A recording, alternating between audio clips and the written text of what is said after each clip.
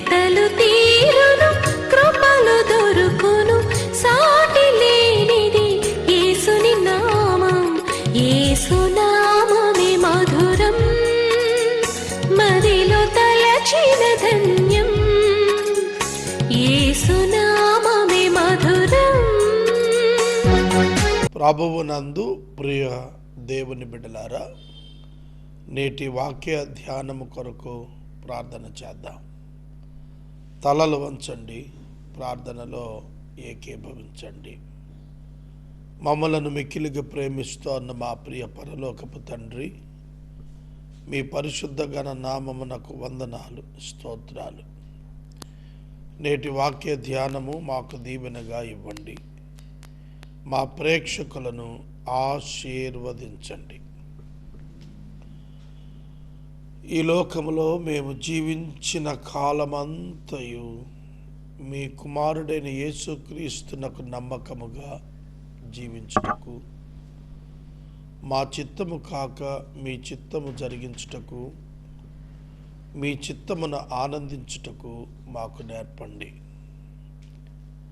ఏ క్షణాన మీ దగ్గరికి చేరుదమో ఆ క్షణము వరకు ప్రభు నీ సేవలోనే ఉండే భాగ్యం మాకివ్వండి. మా ప్రేక్షకులు నీ యందు వేరుపారి స్థిరపడుటకు వాక్య కృపను వారికి ఇవ్వండి. మా దేశాన్ని రక్షించమనే ప్రార్థన నేను చేస్తున్నాను, అంగీకరించండి. నేటి వాక్య ధ్యానం ప్రభు మా హృదయాలకు ఊరట, మా శరీరాలకు నెమ్మది ఇచ్చేది చేయండి. మహిమ పొందండి. యేసు నామమున అడుగుచున్నాము తండ్రి, ఆమెన్. ప్రియమైన దేవుని బిడ్డలారా, రోమాపత్రిక 12వ అధ్యాయము 3 నుండి 8 వచనాల వరకు గత దినము ధ్యానించాము. దీనిలో కొన్ని మాటలు మీకు తెలియచేయాలి. అదేమిటంటే, పని కలిగి ఉందుము అనే ఒక మాట ఉంది, పని జరిగింపవలను అనే ఒక మాట ఉంది. నాకు 48 సంవత్సరాలు. నేను 27 సంవత్సరాలు అయింది దేవుని సేవకు వచ్చి. సేవకు రాక మునుపు 21 సంవత్సరాలు లోకంలో జీవించాను.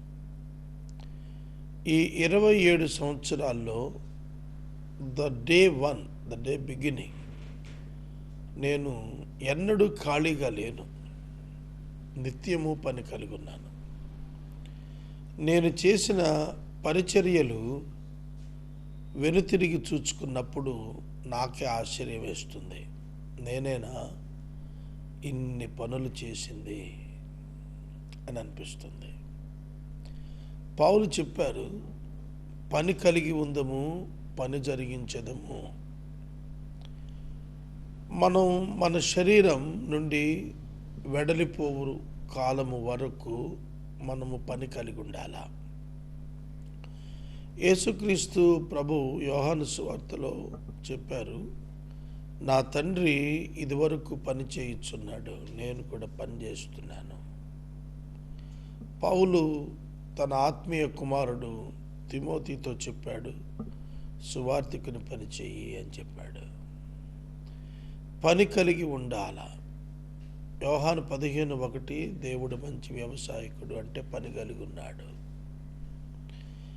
ఆదికాండము 4వ అధ్యాయంలో హేబేలు పని కలిగి ఉన్నాడు. మనం బైబిల్ అంతా చూస్తున్నప్పుడు పని కలిగి ఉండుము, పని కలిగి ఉండుము, ఖాళీగా ఉండవద్దు. మనకు సామెత ఉంది, idle man's brain is devil's workshop అని. ఖాళీగా ఉండేవాడి యొక్క హృదయము సాతాను యొక్క కార్ఖానా అట. కనుక మనం పని కలిగి ఉండాలి. As a Christian you must have the work, you should not be leisure. ఖాళీగా ఉండకూడదు, పని కలిగి ఉండాలి. ఏదో ఒక పని. ఒక అన్న నాతో మాట్లాడుతున్నాడు, అన్న నీవు నిత్య కృషి వలుడివి, నీవు నిత్యం పనిచేస్తూనే ఉంటావు. It is true. నాకు అనిపిస్తుంది తృప్తి పనిలోనే దొరుకుతుంది. తృప్తి పనిలోనే దొరుకుతుంది. దేవుని కొరకు పని చేయటం గొప్ప భాగ్యం. ఇవాళ చూడండి, ఉద్యోగులు వారి వారి శాఖల్లో వారి కోసం పనిచేస్తుంటారు. బ్యాంకర్స్ బ్యాంక్స్ కోసం, రైతులు పొలాల కోసం, టీచర్స్ పాఠశాలల కోసం, విద్యార్థుల కోసం పనిచేస్తుంటారు. కానీ మనమైతే దేవుని కొరకు పనిచేస్తున్నాము, దేవుని సేవ కొరకు పనిచేస్తున్నాము. కనుక దేవుని సేవ మహోన్నతమైనటువంటిదిగా మనం గుర్తెరగాలి. కనుక ప్రాక్టికల్గా గాడ్స్ వర్క్, దేవుని యొక్క పనిలో ఉన్నవాడు సంతోషించాలి, సంతోషంతో పనిచేయాలి, దుఃఖంతో కాదు. ఇవాళ ఉదయాన్నే రికార్డింగ్కి ముందు నేను ప్రేయర్లో ఉన్నప్పుడు ఒక బ్రదర్, ఒక బిషప్ నాకు ఫోన్ చేశాడు. ఆయన నా కోసం ప్రార్థన చేశాడు ఫోన్లోనే. ఫోన్ చేసి ప్రార్థన చేసేటప్పుడు నేను ఆయనతో చెప్పాను, అన్న, let us not worry for the work of God. దేవుని పని కొరకు మనం అసలు దిగులు చెందద్దు. It is the business of his own. అది ఆయన సొంతం. దేవుని పని ఆయన సొంతం. మనం చేయలేకపోతున్నామే అనే భావనను మన నుంచి రద్దు చేసుకుందాం. ఆయన మనల్ని వినియోగించుకొని చేయించుకుంటాడు. Let us wait until God uses us, until God opens the doors for us to work. అది నా హృదయంలో చాలా నెమ్మదినిచ్చింది, చాలా నెమ్మదినిచ్చింది. ఎందుకంటే మనం ఆతృత పడుతుంటాం, చాలాసార్లు టెన్షన్ పడుతుంటాం. అరే ఎట్లా ఈ పని, దేవుని పని ఇలా చేయాలి, అలా చేయాలి. దేవుడికి తెలుసు ఏ పని ఎలా చేయాలో. కనుక పని జరిగించము అన్నప్పుడు with his power and with his concern and with his commandments or with his ordinances we should work happily. మనం పని చేయాలా. ఏలియాని పిలిచి దేవుడు చెప్పాడు, రాజు దగ్గరికి వెళ్ళి వర్షం రాదని చెప్పా అన్నాడు. వెళ్ళాడు, చెప్పాడు. మళ్ళా వెళ్ళి అన్నాడు, మళ్ళీ వెళ్ళి వర్షం వస్తుందని చెప్పా అన్నాడు, చెప్పొచ్చాడు. మనం బైబిల్ గ్రంథంలో చూస్తే హిజ్కియా దగ్గరికి యెషయా పోతాడు. వెళ్ళి నీవు ఖచ్చితంగా చచ్చిపోతావు అని చెప్పాడు. ఎవరైనా చెప్పగలుగుతారా? ఒక రాజు దగ్గరికి వెళ్ళి నువ్వు ఖచ్చితంగా చచ్చిపోతావు, నిశ్చయంగా మరణం అవుతావు అని చెప్పాడు. నీ ఇల్లు చక్కబెట్టుకోవా అని చెప్పి వచ్చేసాడు. చెప్పి వెనకకు తిరిగి నడిమిషాల దగ్గరికి వచ్చాడు. ఇంకా కాంపౌండ్ దాటి బయటకు రాలా, నడిమిషాల యొద్దకు వచ్చాడు. అంటే మధ్యలో ఉండేటువంటి ఇల్లు. అక్కడ వరకు వచ్చాను. కానీ మళ్ళీ దేవుడు, యూ గో బ్యాక్, నువ్వు మళ్ళీ వెనక్కి వెళ్ళు, 15 ఏళ్ళు ఆయుష్ ఇచ్చానని చెప్పిరా పమ్మన్నాడు. అక్కడ ప్రవక్త, అరే ఇప్పుడే కదా చెప్పొచ్చాను చస్తావని. మళ్ళీ ఇప్పుడు ఏమైందంటే హిజ్కియా గోడ వైపు తిరిగి కన్నీళ్లతో మొరపెట్టుకున్నాడు. దేవుడు విన్నాడు. మీరు ఒకసారి ఇది అబ్జర్వ్ చేయండి. హిజ్కియా దగ్గరకు ప్రవక్త వెళ్ళటం దేవునికి తెలుసు, మాట్లాడుతుండగా దేవుడు వింటున్నాడు. దానికి ఇమ్మీడియట్ రెస్పాండ్ హిజ్కియా ప్రార్థన చేశాడు. యెషయా గ్రంథం 38వ అధ్యాయం. యెషయా వెనక్కి వస్తుంటే మళ్ళా దేవుడు చెప్తాడు, you go back and tell him I have given 15 more years to him. 15 ఏళ్ళు ఇచ్చాను అతనికి, వెళ్ళి చెప్పమన్నాడు. హిజ్కియాకి చెప్పటానికి యెషయాకి ఏంటి ప్రాబ్లం? యెషయా దేవుని సేవకుడు. దేవుడు వెళ్ళమంటే వెళ్ళాలా, చెప్పమని చెప్పాలా, రమ్మంటే రావాలా, పొమ్మంటే పోవాలా. The work is of God. దేవుని కదా పని. మరి దేవుని పని మనిషి తొందర ఏమిటి? కనుక పని జరిగించమన్నప్పుడు not by our wisdom, not by our knowledge, not by our power, not by our resources, but by the grace of God. దేవుని కృప చేత జరగాల దేవుని పని. కాబట్టి సంతోషంగా పని జరిగించాలి. You must enjoy the work of God. నేను ఈ మధ్యకాలంలో ఒక సహోదరి, నాకు ఒక చిన్న పాప, 10 to 12 ఇయర్స్ ఉంటాయి ఆ అమ్మాయికి. ఆ అమ్మాయి ఒక జాజ్ ప్లే చేస్తాను, ఒక ఇన్స్ట్రుమెంట్, అది మ్యూజికల్ ఇన్స్ట్రుమెంట్ జాజ్ ప్లే చేస్తుంది. ఆ పాప జాజ్ ప్లే చేస్తున్న అప్పుడు ఆ బిడ్డ ఎంత ఆనందంతో ఎగిరి ఎగిరి సంతోషంతో non verbal communication I never forget. ఇప్పటికీ నేను అది నన్ను వెంటాడుతూనే ఉంది. ఆ చిన్న బిడ్డ ఎంత ఎంత ఎగిరి ఎగిరి ఆనందంతో ఆ వాయిద్యాన్ని వాయిస్తుందంటే great opportunity I have received అన్నంత ఆనందంతో ఆ పని చేస్తుంది ఆవిడ. మనం కూడా అంతే ఆనందంతో పనిచేయాలి. Every message I feel that it is my last message. నేను ప్రకటించే ప్రతి వర్తమానం చివరిదనుకుంటాను నేను నా వరకు. కనుక ఆ వర్తమానము ఎంతో ఆనందంగా ప్రజెంట్ చేయడానికి ఇష్టపడతాను. సహోదరుడా, సహోదరి, పని జరిగించాలి. దేవుని పిల్లలు దేవుని శరీరంలో భాగములు. ఒక్క శరీర భాగం పని చేయకపోతే మనం ఏమైపోతాము చెప్పండి? నాలుక పని చేయలేదనుకోండి, నో కమ్యూనికేషన్. చెవి పని చేయలేదనుకోండి, నో లిజనింగ్. కన్ను పని చేయలేదనుకోండి, నో సైట్. కాళ్ళు పని చేయలేదని నో వాక్. చేతులు పని చేయకపోతే నో వర్క్. పని లేదు, పని చేయలేము. అర్థమవుతుందా? శరీర అవయవములు అన్నీ సంతోషంగా పనిచేయాలి. నేను ఒక మీటింగ్కి వెళ్ళాను. ఆ మీటింగ్ జయప్రదం ఎప్పుడు అవుతుందండి? ఓపెనింగ్ ప్రేయర్ నుండి క్లోజింగ్ ప్రేయర్ వరకు ఎవరైతే ఆ మాస్టర్ సెరమనీలో ఉన్నారో వాళ్ళంతా వారి వారి పాత్రలు ఆనందంతో, సంతోషంతో, యూనిటీతో, ఐక్యతతో వారు పెర్ఫామ్ చేసినప్పుడే. గ్రహిస్తున్నారా? ఒక సంగీతం ఎప్పుడు ఏర్పడుతుందండి? సంగీతం ఇప్పుడు ఏర్పడుతుంది. అద్భుతం. Different instruments, tabla, guitar, violin, harmonium, flute, sitar, different instruments, and they were playing together in coordination with each other. ఒకదానితో ఒకటి అనుసంధానం అవుతూ అవి వాయించబడుతున్నప్పుడు అద్భుతమైన ఆహ్లాదకరమైన వాతావరణం ఆ సంగీతం ద్వారా మనం చూడగలుగుతాం. ఎక్కడ తబలా ఉపయోగించాలి, ఎక్కడ ఆపాలా, ఎక్కడ ఫ్లూట్ వాయించాలి, ఎక్కడ సితార వాడాలి, ఎక్కడ ఫ్లూట్ వాయించాలి, ఎక్కడ గిటార్ వాయించాలి, ఎక్కడ ప్యాడ్స్ వాయించాలి, ఎక్కడ మ్యూజికల్ ఇన్స్ట్రుమెంట్స్ ఎక్కడ వాయించాలి, కంజర్ ఎక్కడ వాయించాలి. ఈ కోఆర్డినేషన్లు ఇవన్నీ మ్యూజికల్ ఇన్స్ట్రుమెంట్సే. ఇవన్నీ కలిసినప్పుడు ఒక గాయకుడు ఎట్లా పాడాలా, ఏ స్కేల్లో పాడాలా, ఏ శృతిలో పాడాలా, ఏ రాగంతో పాడాలా, ఎంత హెచ్చులో పాడాలా, తగ్గులో పాడాలా, పాడినప్పుడు ఏ వాయిద్యాన్ని ఏ స్థాయిలో వినియోగించాలా. This is all we call it as the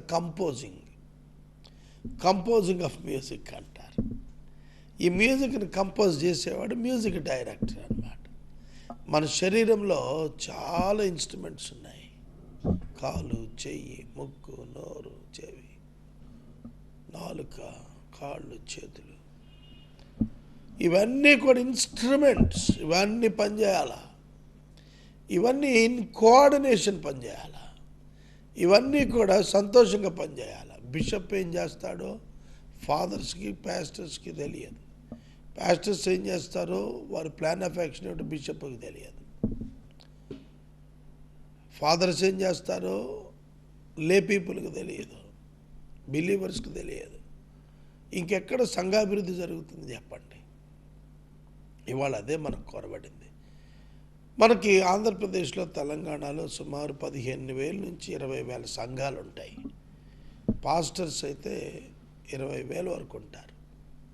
ఇంకా ఎక్కువ నా ఆశ్చర్యం లేదు. ఇవాంజలిస్టులకైతే అసలు లెక్కే లేదు. వీళ్ళలో ఎవరికి కోఆర్డినేషన్ ఉండదు, ఎవరికి కోఆర్డినేషన్ ఉండదు. ఒక సన్నిహితుని లేదు. నేను ఎప్పటి నుంచో బాధపడుతోంది అదే. ఇండియాకు ఒక సన్నిహితుని ఉండాలి. అంటే ఒక డిసైడింగ్ అడ్మినిస్ట్రేటివ్ టీం ఉండాలి. ఎవరు ఏం బోధించాలా, ఎవరి బోధ ఖచ్చితం, ఎవరి బోధ అక్రమం, ఈ బోధలో ఏమి వ్యత్యాసం, ఇవన్నీ తెలియాలి. తెలిసిన ఒక సన్నిహితుని కింద పనిచేయాలి. కనుక ఒక బ్రెయిన్ కింద ఈ బాడీ అంతా పనిచేస్తుంది. అట్లాగే మనం పరిశుద్ధాత్మ శక్తి క్రింద ప్రతి ఒక్కరూ పనిచేయాలి. ప్రతి ఒక్కరము పని చేయాల. విశ్వాస పరిమాణము చొప్పున పని చేయాల. డబ్బు పరిమాణం కాదు. నా దగ్గర డబ్బు ఉంటే బోల్డ్ చేసేస్తాను అని అనుకుంటూ ఉంటాను నేను. డబ్బుతో కాదు దేవుని కార్యాలు చేయాల్సింది, విశ్వాసంతో చేయాలి. విశ్వాసంతో చేయాలి. కనుక విశ్వాస పరిమాణం కావాలి. డబ్బు ఉన్నవాడు బోల్డ్ మంది ఉంటారు. డబ్బుతో లోకంలో పనులు చేస్తుంటారు. కానీ మనకు కావాల్సింది ఏమిటంటే విశ్వాస పరిమాణం. మన పాకెట్స్ అన్నీ విశ్వాసంతో నిండాల. మన దగ్గర కరెన్సీ ఫెయిత్ అయి ఉండాలి. మన దగ్గర కరెన్సీ డబ్బులు డాలర్లు కాదండి. మనం పనిచేయటం దేంతో అంటే విశ్వాసంతో, విశ్వాస పరిమాణంతో. ఆ పరిమాణం అంటే బ్యాంక్ బ్యాలెన్స్ లాంటిది అనమాట. నీ దగ్గర ఉన్న రిజర్వ్స్ ఆఫ్ ఫెయిత్, నీ దగ్గర ఉన్న అబండెంట్ ఫెయిత్, దాంతో పనిచేయాలా. సంతోషంగా పనిచేయాలా. పరిశుద్ధమైన మనసు కలిగి పనిచేయాలా. శ్రద్ధ కలిగి పనిచేయాలా. దీనత్వంతో పనిచేయాలా. వరము కలిగి పనిచేయాలా. అలా పనిచేసినప్పుడు దేవుని రాజ్యం వస్తుంది. అలా దేవుని రాజ్యాన్ని మనం వెతికినప్పుడు దీవెనలు మన వెనక్కి వస్తాయి.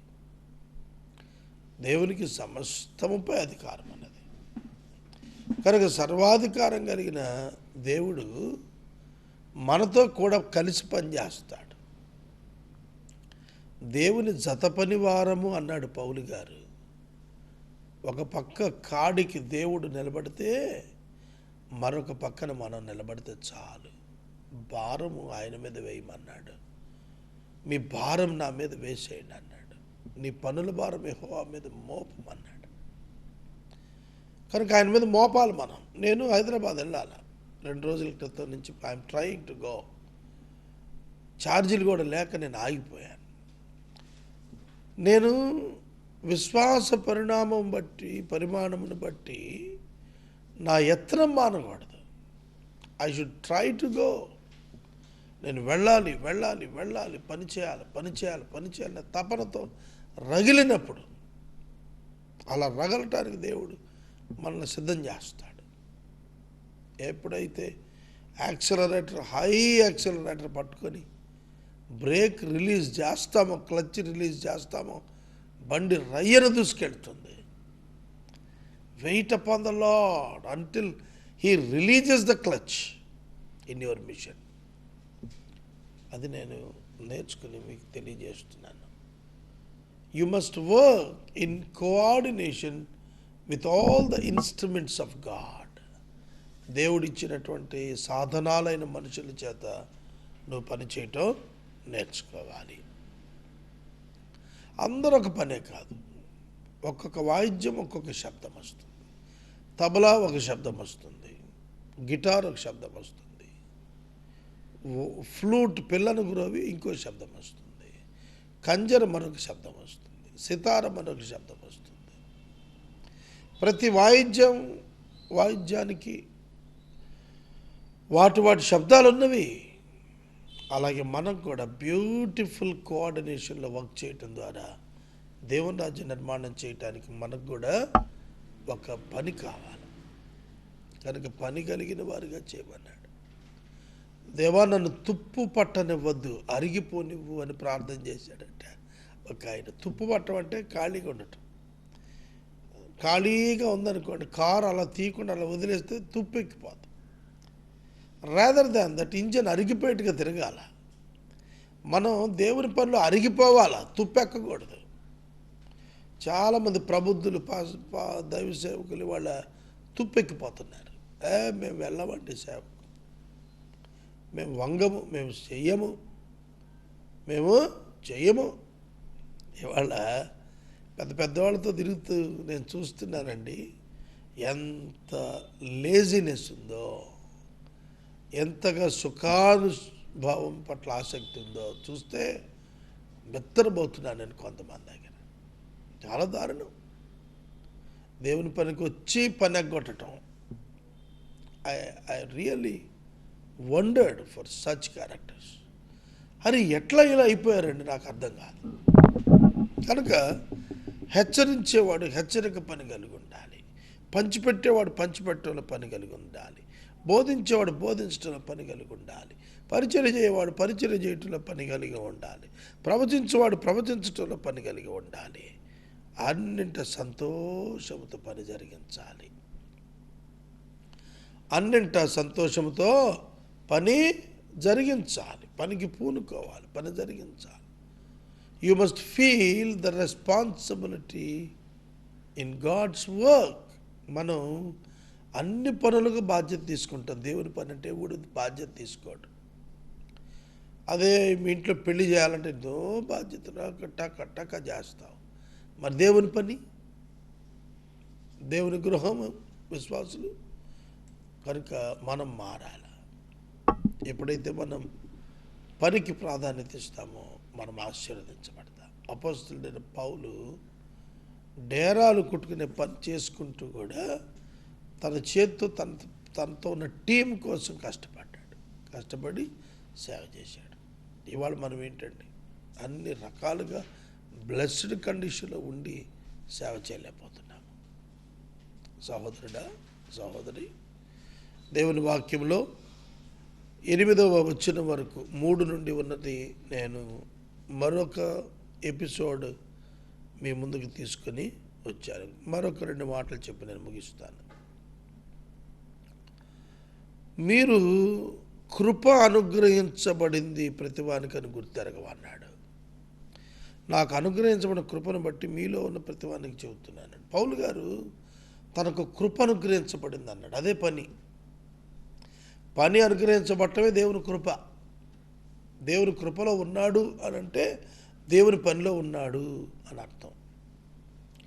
కనుక నేను మొట్టమొదట 2001లో యేసే పరిష్కారం ప్రారంభించి 2005కి వచ్చేటప్పటికి ఒక పర్యాయం వితౌట్ రికార్డింగ్ సామ్స్, కీర్తనలు లేకుండా అధ్యాయాలు ముగించాను. అప్పుడు అనుకున్నాను 2005లో డిసెంబర్ 10వ తారీఖు వచ్చేటికి ఎట్టి పరిస్థితులు గత 6 మాసాలు ఎంతో శ్రమ పడ్డాను, ఇక ఇది వద్దు నాకు బాబోయ్ అనుకున్నాను. ఒకరోజు ప్రార్థన చేస్తుంటే ప్రభు వెంటనే 2వ సైకిల్ స్టార్ట్ చేయమన్నాడు. 2వ సైకిల్ మళ్ళీ చాప్టర్ బై చాప్టర్ 2005 నుంచి 2010 వరకు 5 సంవత్సరాలు 6 సంవత్సరాలు దగ్గరగా మళ్ళీ మొదలుపెట్టేప్పటికి దేవుడు వనరులు ఇస్తూ వచ్చాడు. చాలా ఆటుపోట్లు అన్నింటో దేవుడు హెచ్చించడం ప్రారంభించాడు. ఆ తర్వాత 3rd సైకిల్ తీసుకోవటానికి నేను ఆలోచించలేదు, అసలు మొదలుపెట్టాను. 2300 ఎపిసోడ్స్ దగ్గర 3300 ఎపిసోడ్స్ దగ్గర 2nd సైకిల్ అయింది. 1150 దగ్గర 1st సైకిల్ అయింది. 3350 దగ్గర 3rd సైకిల్ నేను స్టార్ట్ చేశాను. ఇప్పుడు 5800 చిల్లర ఎపిసోడ్, 60 ఎపిసోడ్స్ వరకు వచ్చు. చూడండి, ఇప్పుడు నేను ఆలోచిస్తున్నాను, 4th సైకిల్ నేను ఎత్తుకోగలనా, కంప్లీట్ చేయగలుగుతానా, నా ఆరోగ్య రీత్యా కానీ నా పరిచర్య రీత్యా కానీ.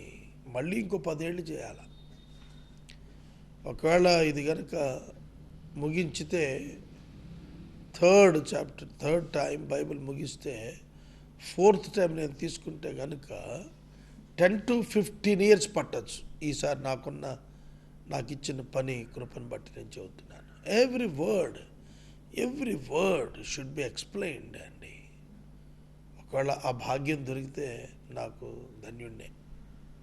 ఆ భాగ్యము దొరికితే నేను ధన్యుణ్ణే.